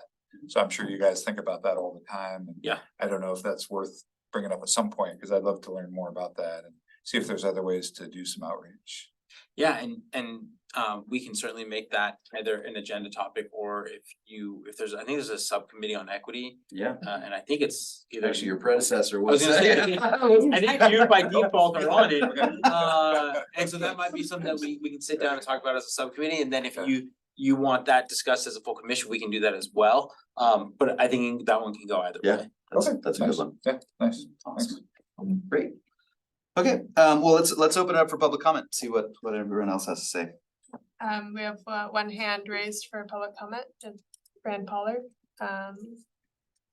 Fran, you should be able to unmute. Okay, I did. Thank you. Did you skip number 7? So I was waiting for subcommittee updates, and because I wanted to talk on the dog management committee. Is that okay? No, we didn't skip that, and I had called for public comment on that, but didn't have any hands raised. But if, I don't know, be able to. Well, Fran, I thought you were each gonna maybe comment on each of those items, so then I was waiting for that. Anyway, I'd just like to say that there's still no signs that say no dogs in the tot lot and in the playground above the tot lot, and there's still people playing with dogs in there. In fact, today I walked up there just to make sure there were no signs yet, in case you posted them yesterday or something, and there's none. And there was somebody just coming out that had been playing with their dogs in the park, and I asked them, would you be comfortable playing on the other side on the other side of the parking lot instead of this side, which is the playground for the children? And they said, oh no, we can do that. So I said, great. And I took a walk with my dog, and when coming out, there was another person in there playing with the dogs. And I asked the same thing. Would you mind playing with the dog on the other side in the meadow area rather than in the playground area? And she said, no. I mean, she said, fine, I'd be glad to do that. So it was that simple. I think if the Rangers did that, as long as there's another place for them to play, they're glad to do that. And there's always somebody that'll say, no, there's no signs here that say you can't play, so they're going to play. So please put some signs up that you can't play. As soon as she left, a bunch of kids came up and played in the playground. I could see, and that's what I've been saying. Kids and families don't want their kids playing when there's dogs running around in the park. So that's why there has to be a separation. And that little 2 acres is not asking a lot for the children to have a safe place to play when the dogs have the whole park to play in, the hundreds of acres. Thank you. Fran. Great. Any other public comment? Yeah, there's one other hand raised, Burnett Silveri. Burnett, you should be able to unmute. Yes, I just wanted to, in the public comment, I made note that we had some concerns that we'd like to see made as agenda items. However, the new commissioners don't have the background information to support why we want those as concerns added. So we will be providing correspondence to them so they can get some understanding of why these concerns should be made agenda items. We had requested they be made agenda items in the past, and we will be requesting they be made agenda items in the future. At this time, I think the new commissioners need to have the background, however, before making that request. Thank you. Thank you.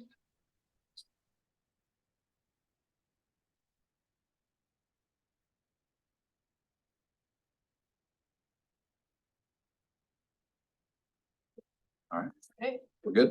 yeah, that's it for public comment. All right, cool. So, so if there aren't any other items, I'm gonna move to, close this session. Great update, everyone, and, see you all in October.